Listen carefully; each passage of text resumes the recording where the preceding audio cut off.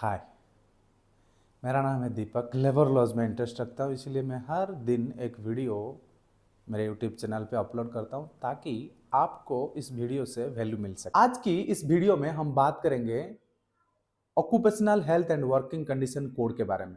इस कोड में बहुत सारी एक्ट को कंपाइल करके एक कोड बनाया गया है, जैसे कि factory act, mines act, plantation labour act, contract labour act, interstate migrant workers act. ये सारे और भी बहुत सारे एक्ट है जिसको कंपाइल करके एक ही कोड बनाया गया है। आज हम डिटेल में जानेंगे क्या क्या चेंजेस किया गया है इस कोड के अंदर। जो फैक्ट्री एक्ट के अंदर कैंटीन की जो प्रोविजन था उसमें 250 आदमी होने से एक कैंटीन बनाने का प्रोविजन था। अब इस कोड में 100 आदमी या उससे ज्यादा आदमी होने से कैंटीन बनाने का प्रोविजन है। और फैक्ट्री एक्ट में जो शेल्टर एंड रेस्ट रूम का प्रोविजन था, जहां पे 150 से ज्यादा आदमी होने से आप एक शेल्टर या लंच रूम बना सकते थे। यहां पे इस कोड में उसको कम करके 50 आदमी होने से एक रेस्ट रूम या शेल्टर रूम की जरूरत है बोल के प्रोविजन किया गया है।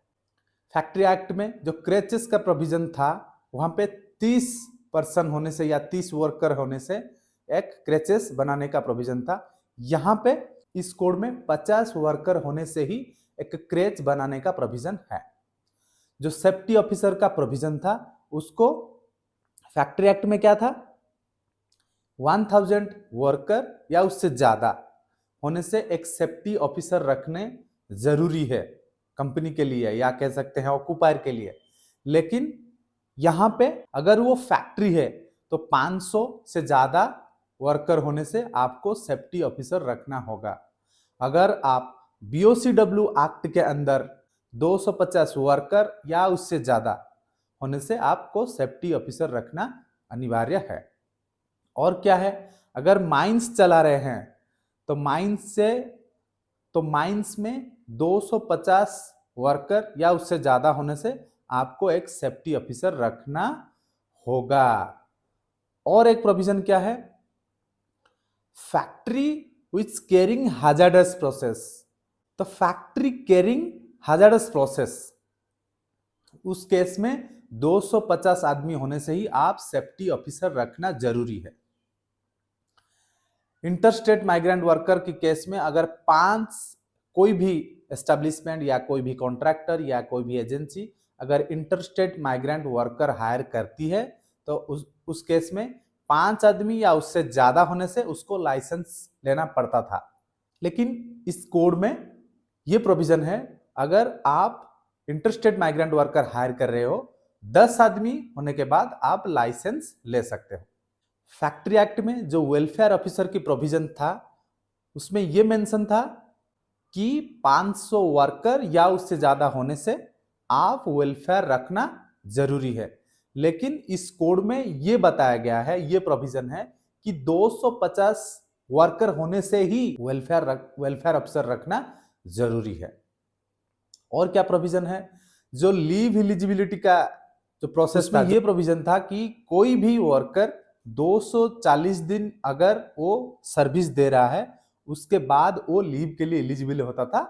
20 दिन के लिए एक दिन छुट्टी मिलता था उसको। लेकिन इस कोड में यह बताया गया है कि 180 दिन अगर आप सर्विस देते हो, अगर आप काम करते हो, तब आप लीव के लिए एलिजिबल हो जाते हो। मतलब 180 दिन कंटिन्यूसली काम करने के बाद आप 20 दिन के बदले एक दिन छुट्टी ले सकते हो। और क्या बदलाव आया है, जैसे फैक्ट्री की डेफिनेशन में यह मेंशन था कि with the aid of power, without the aid of power, 10 आदमी या उससे ज्यादा होने से आप फैक्ट्री लाइसेंस लेना जरूरी है। लेकिन इस कोड में उसको बढ़ाकर 20 कर दिया गया है। फैक्ट्री रनिंग विदाउट पावर, उस केस में यह मेंशन था 20 आदमी या उससे ज्यादा होने से आपको लाइसेंस लेना जरूरी पड़ता था। इस केस में वो मेन पावर बढ़ा करके 40 कर दिया गया है। और क्या चेंजेस हुआ है, पहले कॉन्ट्रैक्ट लेबर की एक्ट में यह मेंशन था कि आपको कोई भी कॉन्ट्रैक्टर की एजेंसी है या कॉन्ट्रैक्टर है, कॉन्ट्रैक्ट लेबर को अपॉइंटमेंट लेटर नहीं देता था, तो कॉन्ट्रैक्टर की ये रेस्पॉन्सिबिलिटी हो जाती है कि वो कॉन्ट्रैक्ट लेबर को अपॉइंटमेंट लेटर इश्यू करे, क्योंकि कॉन्ट्रैक्टर एक एम्प्लॉयर की डेफिनेशन पे लिया गया है कोड पे, जो पहले कहीं पे मेंशन नहीं था। ओवर टाइम लिमिट, अगर दिन में 9 घंटे या वीकली 48 आवर्स से ज्यादा काम कर रहे हो तो twice the rate of ordinary wages आपको मिलना चाहिए। यहां पे भी सेम प्रोविजन है, लेकिन यहां पे क्या बदलाव लेके आया गया है, यहां पे एम्प्लॉयर को वर्कर से कंसेंट लेना जरूरी है।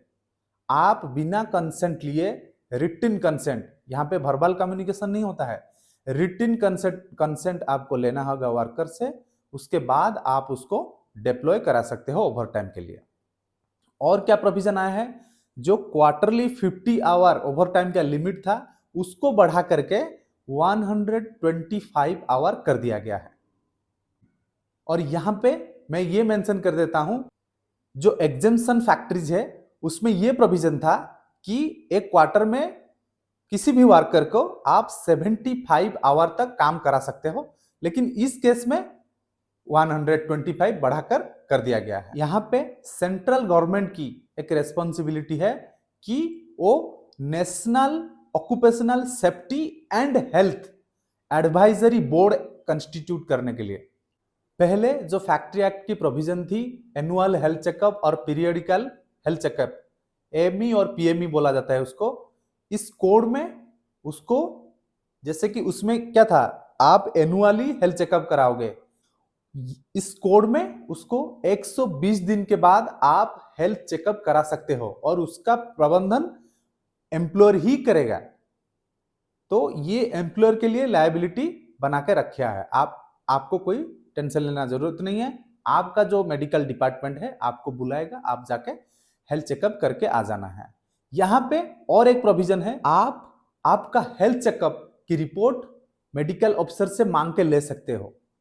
मैं फिर से दोबारा बोल रहा हूं, आपका हेल्थ चेकअप की रिपोर्ट मेडिकल ऑफिसर से मांग के ले सकते हो और देख सकते हो। पहले ये प्रोविजन नहीं था, इस कोड में इसको इंक्लूड किया गया है। फैक्ट्री एक्ट में कहीं पे ये मेंशन नहीं था कि वर्कर की रेस्पॉन्सिबिलिटी है सेफ्टी को डिटरमिन करना, या जो पॉसिबल डेंजर है उसको डिटरमिन करके एरिया इंचार्ज को बताना, या जो कंसर्न इंचार्ज है उसको बताना, लेकिन इस कोड में उसको कंसिडर किया गया है। इस कोड के तहत वर्कर की रेस्पॉन्सिबिलिटी हो जाती है, अगर कुछ पॉसिबल डेंजर या इमिनेंट डेंजर वो फील करते हैं काम के दौरान, तुरंत एरिया इंचार्ज को बताना उनका जिम्मेदारी है। वीमेन वर्कर रात को काम नहीं कर सकते, ये बोला गया है। कोई भी वुमेन वर्कर रात को काम कर सकती है, लेकिन उनकी कंसेंट लेना जरूरी है। और वुमेन वर्कर के लिए सारे प्रोविजन करने होंगे एम्प्लॉयर को, जैसे कि क्रेचेस हो गया, रेस्ट रूम हो गया, ये सारे प्रोविजन करके रखने होंगे, और उसके बाद भी कंसेंट लेना जरूरी है। तो आजकल बहुत सारे फैक्ट्री में ट्रेंड चल रहा है कि वुमेन एम्प्लॉय नाइट शिफ्ट कर रही है, तो वुमेन एम्प्लॉय नाइट शिफ्ट करने से पहले गवर्नमेंट को वुमेन एम्प्लॉय का कंसेंट रिपोर्ट, एक डिक्लेरेशन रिपोर्ट एक जमा करना होता है, उससे एनओसी लेनी होती है। उसके बाद आप वुमेन के लिए रात को नाइट शिफ्ट में रख सकते हो। मुझे लगता है इस वीडियो में मैं सारे चीजें कवर किया हूं। अगर आपको इस वीडियो से वैल्यू मिलता है, इंफॉर्मेशन मिलता है, नॉलेज मिलता है, तो ज्यादा से ज्यादा इस वीडियो को शेयर कीजिए और सब्सक्राइब कीजिए, ताकि आपको इस तरह की वीडियो और मिलती रहे। नमस्कार।